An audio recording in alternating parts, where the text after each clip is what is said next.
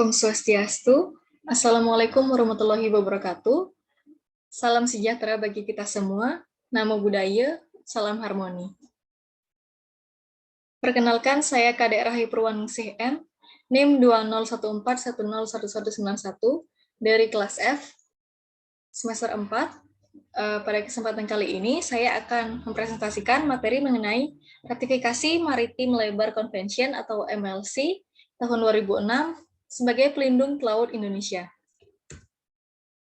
Yang pertama, saya akan menjelaskan mengenai tujuan MLC. MLC ini adalah konvensi yang diadopsi International Labour Organization atau ILO pada tanggal 23 Februari tahun 2006 di Jenewa, yang mana dimaksudkan untuk menciptakan suatu instrumen tunggal yang memuat semua prinsip dan standar ketenagakerjaan internasional yang berlaku di industri pelayaran. MLC ini memberikan standar pedoman bagi setiap negara dan pemilik kapal untuk menyediakan lingkungan kerja yang nyaman bagi pelaut. Hal ini dilakukan karena pelaut bekerja lintas negara, sehingga perlu diatur suatu standar bekerja yang berlaku secara internasional. Kemudian, materi selanjutnya adalah ketentuan dalam MLC.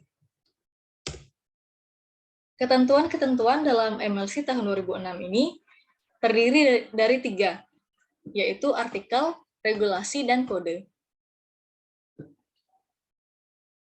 Artikel dan regulasi menetapkan hak-hak dan prinsip-prinsip dasar dan kewajiban-kewajiban dasar negara anggota ILO yang meratifikasi MLC 2006. Sedangkan kode memuat rincian-rincian bagi penerapan peraturannya. Kode memuat 2 bagian, yaitu bagian A yang berisi standar-standar yang sifatnya mandatori atau wajib yang harus diterapkan oleh negara yang meratifikasi konvensi ini. Dan bagian B berisi pedoman-pedoman yang sifatnya non-mandatori atau tidak wajib untuk diterapkan oleh negara yang meratifikasi konvensi ini.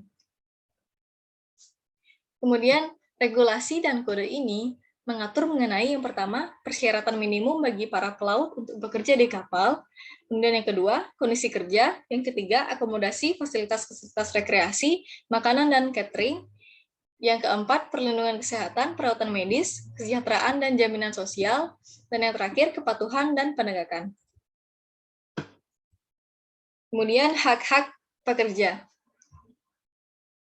Hak-hak dasar pekerja di dalam MLC tahun 2006 adalah bahwa setiap orang yang berprofesi sebagai pelaut dan awak kapal dan bekerja di atas kapal yang berlayar melewati wilayah perairan internasional mempunyai hak yang sama sebagaimana pekerja atau buruh yang bekerja di daratan. Hak-hak tersebut sebagaimana tercantum dalam 8 konvensi dasar ILO dan telah diakomodir dalam ketentuan peraturan perundang-undangan nasional. Hak-hak tersebut antara lain hak untuk bebas dari perbudakan, hak untuk terhindar dari diskriminasi, hak untuk mendapatkan upah yang sama untuk jenis pekerjaan yang sama nilainya, hak untuk berunding bersama dan berserikat, dan hak untuk tidak memperkerjakan anak dalam jenis pekerjaan terburuk. Selain hak dasar, pelaut dan awak kapal juga berhak mendapatkan perlindungan atas pekerjaan dan sosial. Antara lain, yang pertama, hak untuk mendapatkan tempat kerja yang aman, kemudian hak untuk mendapatkan perlindungan terhadap keselamatan dan kesehatan kerja, yang ketiga, hak untuk mendapatkan jaminan sosial, dan yang terakhir, hak untuk mendapatkan perawatan medis, fasilitas, dan akomodasi termasuk rekreasi. Materi selanjutnya yaitu mengenai pekerja sebagai subjek MLC. Dalam MLC tahun 2006, istilah seafarer mempunyai 2 makna, yaitu pelaut dan awak kapal. Hal ini juga sesuai dalam pelaksanaannya menggunakan istilah pelaut dan awak kapal. Artinya, semua orang yang dipekerjakan atau terlibat atau bekerja dalam kapasitas apapun di atas kapal yang menjadi ketentuan konvensi.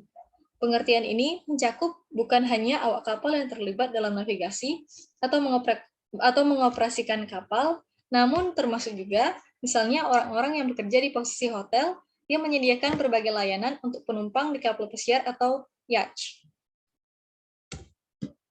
Kemudian materi selanjutnya yaitu perlindungan pelaut dalam MLC tahun 2006. Perlindungan pelaut dalam MLC tahun 2006 ini, yang pertama yaitu ketentuan berupa persyaratan minimal pelaut yang bekerja di kapal. Persyaratan minimal pelaut yang bekerja di kapal meliputi yang pertama, usia minimal pelaut 16 tahun dan 18 tahun untuk kerja malam atau area berbahaya. Kemudian yang kedua, memiliki sertifikat kesehatan atau medical report yang diakui oleh negara bersangkutan. Yang ketiga, pelatihan yang berkaitan dengan pekerjaannya sebelum melaut dan training keselamatan diri atau personal safety training. Yang keempat, prosedur penempatan dan pendaftaran yang baik. Kemudian ketentuan selanjutnya yaitu mengenai kondisi kerja. Ini meliputi yang pertama, kontrak kerja harus jelas, legal, dan mengikat. Yang kedua, gaji harus dibayar sekurang-kurangnya setiap bulan dan harus ditransfer secara berkala ke keluarga bila dibutuhkan. Yang ketiga, waktu istirahat harus diterapkan sesuai dengan peraturan negara yang berlaku. Maksimal jam kerja adalah 14 jam dalam sehari atau 72 jam dalam seminggu, atau jam istirahat minimal adalah 10 jam dalam sehari atau 77 jam dalam seminggu. Kemudian yang keempat, hak cuti tahunan serta cuti di daratan. Yang kelima, pemulangan pelaut ke negara asalnya haruslah gratis. Yang keenam, bila kapal hilang atau kandas, pelaut memiliki hak pesangon. Dan yang terakhir, jenjang karir yang jelas. Selanjutnya yaitu akomodasi fasilitas rekreasi, makan, dan catering yang memenuhi standar kesehatan, kenyamanan, dan kualitas. Kemudian perlindungan dan perawatan kesehatan, kesejahteraan, dan perlindungan keamanan sosial. Lalu penerapan dan pelaksanaan.